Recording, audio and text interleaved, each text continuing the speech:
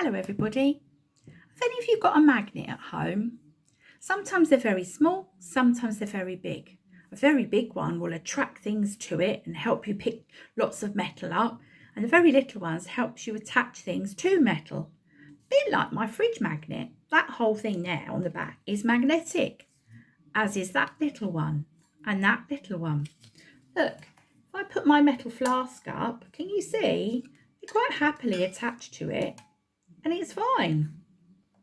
My husband has a drill, and the drill's really useful because look, if you put that on there, it's magnetic, so he doesn't drop the screw, which is great because when he puts it in there, it's ready to go straight into the object that he's going to be putting his drill in. Now, Jesus himself was a bit like a magnet. He drew people to him, and he was one of the most powerful magnets after all. Now, the people that were following Jesus thought Jesus had come to earth to set up an earthly kingdom. But Jesus actually had come to earth to die for our sins so that we could join him in his heavenly kingdom. Even so, because Jesus knew he would soon be crucified, he said to his followers, "I'm very troubled. What should I do? Should I pray to the Father and ask him to save me? How do you think you'd answer him?" Jesus told the people, "No, this is the very reason that I came, and when I am lifted up, I will draw everyone to myself."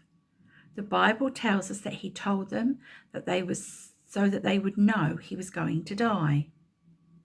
The drawing power of this magnet is helpful and useful, but it's nothing compared to the drawing power of Jesus.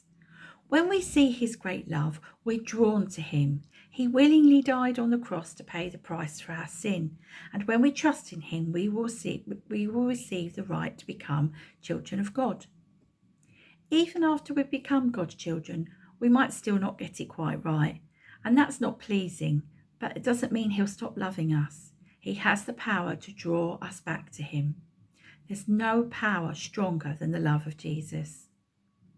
Right, now we're going to do some craft things. So if you'd like to go and get some paper, some felt pens, and then we'll get going. Okay, see you in a minute.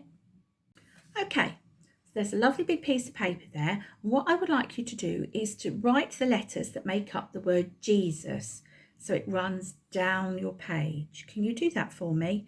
Now you can colour them, you can make them nice and big. That's wonderful. Now I've started mine so that you can see what I mean.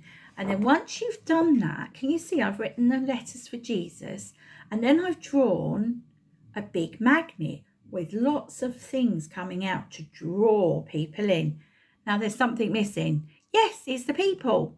Now you can put people on however you like. You can perhaps use some paints and do finger bob people down the side. You could draw little faces and put them on, but put as many people as you can because they're all being drawn to Jesus. Right, I'm going to get going and make some little...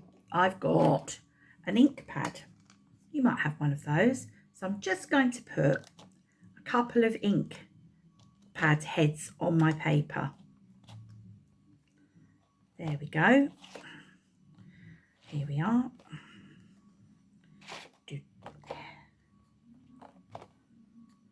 I'm sure you can do a lot better than I have, but here we go. Right, so I can put some eyes on. There we are. You ready? Eyes are going on. I'm just going to put little mouth on each of mine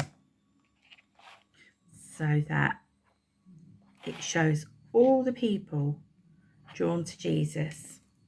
Ready? There you go. Can you see all the little people that I've drawn using my finger on my ink pad? Now, you could put hair on them, you could do whatever you like, but that would just remind you that Jesus is the biggest magnet of all. Okay?